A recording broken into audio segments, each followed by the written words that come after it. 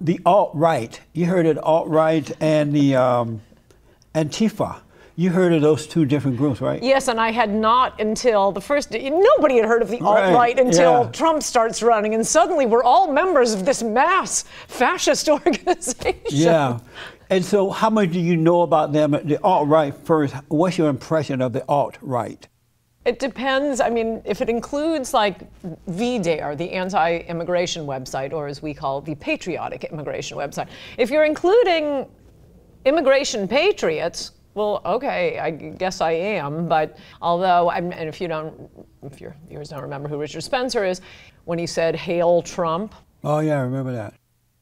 But the media was lying about that. They made it. Yes. You see his arm going up. Yeah. Well, from a different camera angle, he's holding a drink. Yes. He isn't doing this. He's were toasting. lying about that. Yeah, I talked about that on my radio show. They were lying about that. Yeah. He was not doing the Hitler thing. Yeah, and there were like 3 kids in the audience. Young people like to be rebellious. Yes. And 2 of them, at least the ones who got interviewed or wrote about it later, 2 were Jewish. 1 is this sort of wild lesbian gal, and they just thought it was funny. I'm glad to see white Americans standing up for a change.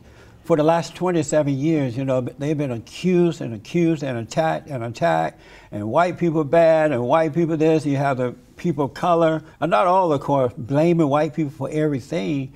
And we've had the knockout games and the robbery and just this attack upon white Americans. And I've been telling white folks, you need to start standing up and speaking up and dealing with this stuff. Because when you don't deal with your enemy, you bring the worst out of them. Yes. And we saw that happen, especially under Barack Obama. Yes. And so with the alt-right, in any group, you're going to have some extreme. But I'm glad to see them standing up for a change. Yes, and young people, I mean, it is sort of fun. Like I say, if they're just talking about me and my friends, well, gosh, I never knew I was a member of this group then. But if that's what you say. But you're absolutely right. It totally brings out the worst. And in fact, that's sort of the arc of my book, Mugs. My argument is that one of the best things that ever happened to Black America was the OJ verdict. Sort of counterintuitive. But the point of it is that was when, because the left wing and the mainstream media have so infantilized black people that they can do anything. They can burn down Los Angeles. That's right. When white America saw so many black people cheering the acquittal of an obviously guilty double murderer, nobody said anything. Yep. But white America just said, that's it, the racism bank is shut down. And that ended up being the best thing that ever happened to Black America. Instead of, entertaining these, various race hustler charlatans, suddenly there was this flowering of, you'd see actually, smart and talented Black conservatives on TV and on the courts and so on and so forth. How about Antifa? Are you familiar with them? Yeah, they claim they're anti-fascist. I mean, look at what happens when a conservative goes to speak. I mean, these Trump supporters, after there have been riots shutting down conservative speakers at Berkeley, these Trump supporters go to have a free speech rally.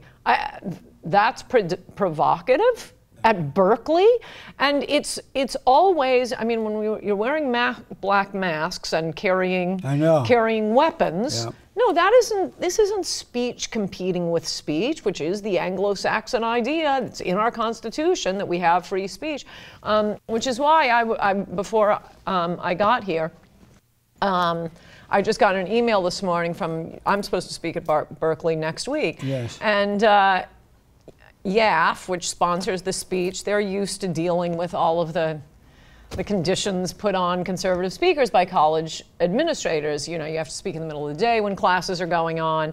They want only students coming. Oh, and massive security costs that we're supposed to pay. Well, no, we're just speaking. How about you control your liberals?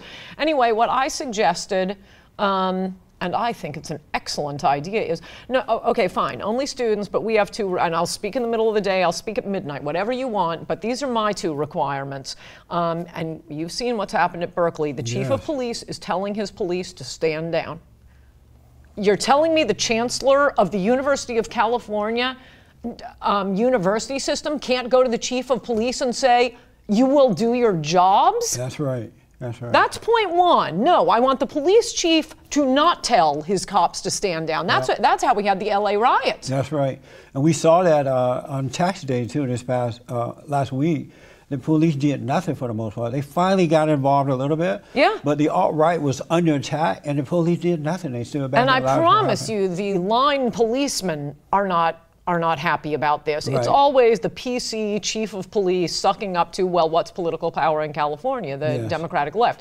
Point two, an announcement before I speak that any student caught rioting, smashing windows, heckling, disrupting an invited speaker will be expelled. That's right. They do that, there will be free speech at Berkeley. If they don't want free speech at Berkeley. Oh, sure. So are you a little nervous by going, knowing that these people would kill you if they could get to you? Well, there's really so many like that. I'm used to it. Yeah.